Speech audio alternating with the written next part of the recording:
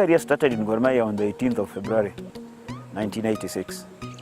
Then I left competitive football in Gor Mahia in 1996.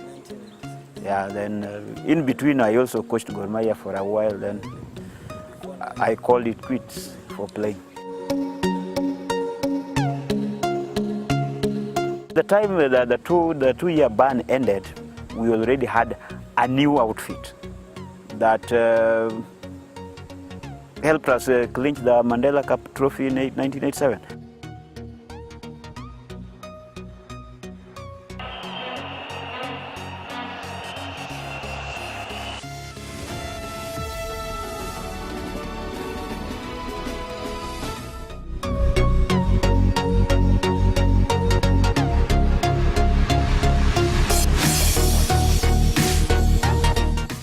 In 1987, Gor Mahia recorded history by becoming the first team from East and Central Africa to secure a continental title after winning the 1987 Africa Cup Winners' Cup, which was later merged with the CAF Cup in 2004 to form the CAF Confederations Cup.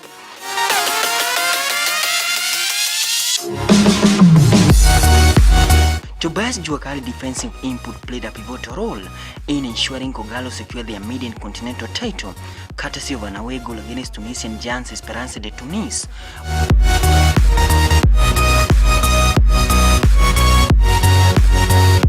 Born in December 1963 in Otoro Center, Achonyo District, Tobias' JuaKali football journey started at Otoro Primary School before joining Ministry of Work football team in Kisumu while in high school.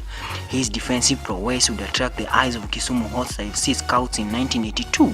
Talents were spotted, then moved across to Kisumu Hotstars, which was one of the biggest teams in Kisumu.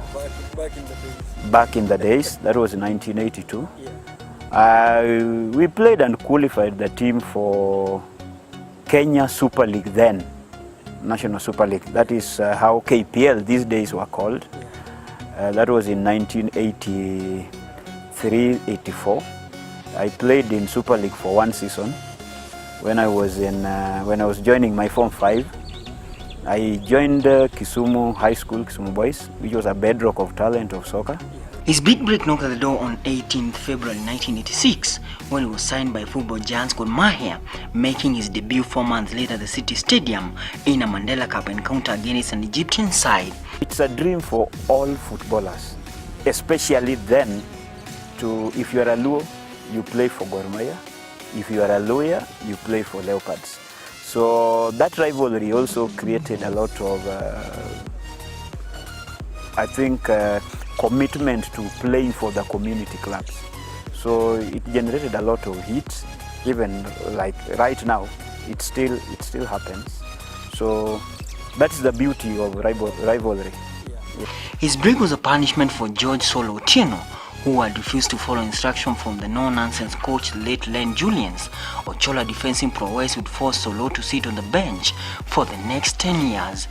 We were playing at City Stadium against a military combined side from Egypt, and our coach then was Len Julians, a Briton, who was the academy coach for Tottenham Hotspurs.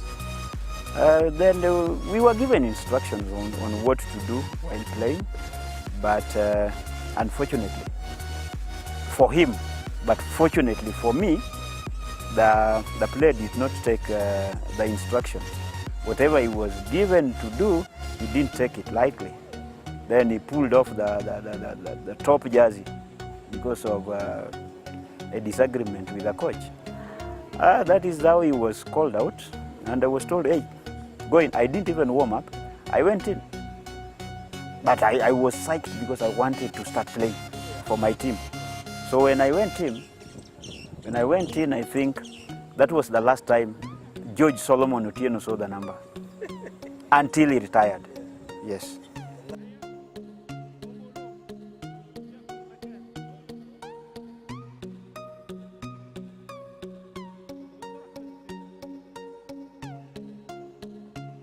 When I put my head into doing something, I do it to the fullest because I don't think of what will happen later.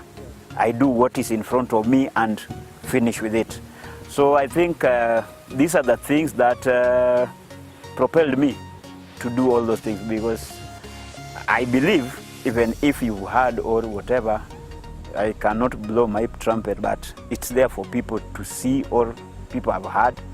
The discipline, I think, in sports-wise, I think I don't have a question mark.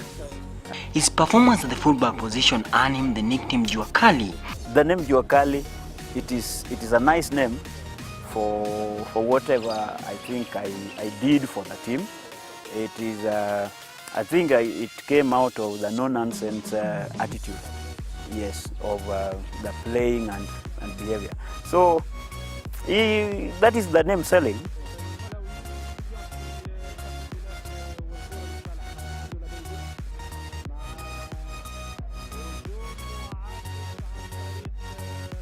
The biggest achievement I can take pride in is the 1987 scenario, that we took all the trophies that were availed that were there for the taking in 1987, because we conquered the whole of the trophies in Kenya, my Golden, the League, then Africa, Mandela Cup.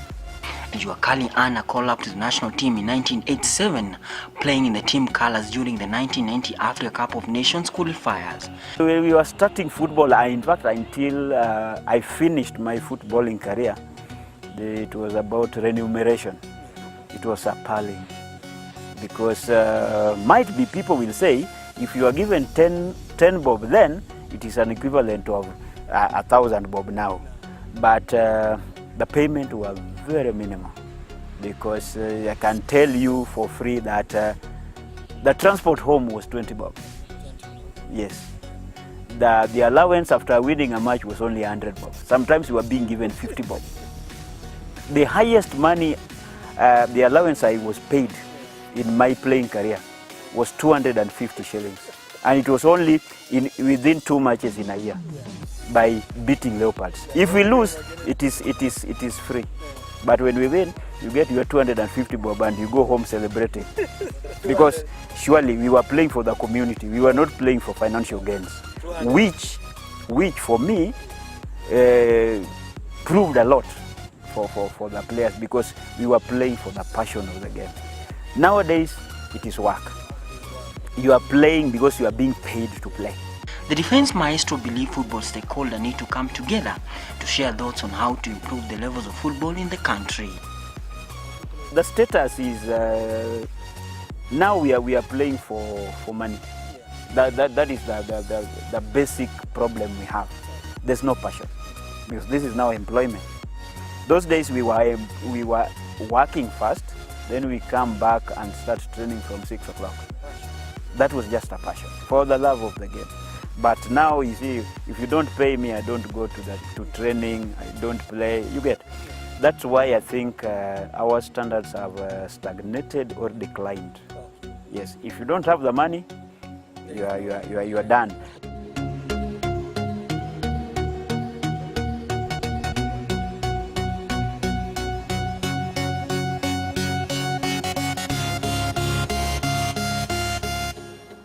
Because of football, I befriended a lot of people who are in good positions.